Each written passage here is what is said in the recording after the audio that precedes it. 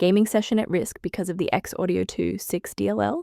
I'm Sophie Chen, a senior Windows support engineer, and I'll show you the engineering grade steps to fix your installation. Before starting the detailed Xaudio2 6 fix, check the description for a professional tool to help align your library paths. This DLL file is an auxiliary Xaudio2 library. It contains optimizations for spatial audio and digital signal processing, helping to deliver high-quality sound effects in gaming software on the Windows OS. Let's get to work. We'll start with the most common fix for this specific error. The Xaudio2 6 DLL belongs to a graphics runtime used by games and 3D applications. Installing the Microsoft DirectX End-User Runtime repairs legacy DirectX components, while GPU driver updates address OpenCL, OpenGL, or CUDA files. If you're still finding yourself stuck after the reinstall, our next priority is to check for any active blocks in the system path.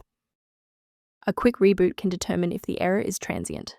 While it won't fix a deleted file, it can re-establish the connection between your software and the Xaudio2 6 file if the path was temporarily busy. Make sure to save your spot by bookmarking this video or hit the like button before you restart so you don't have to search for it again. A brief word of caution: not all solutions found online adhere to professional security standards. Please exercise caution when encountering sites offering free downloads of the Xaudio2 6 DLL, as these files are frequently optimized for the wrong architecture and can introduce persistent threats into your sensitive system directories. To help keep your environment stable and prevent recurring errors, consider an automated maintenance utility for your system. Review options for improving responsiveness and system safety by consulting the repair resource linked below for the Xaudio2 6.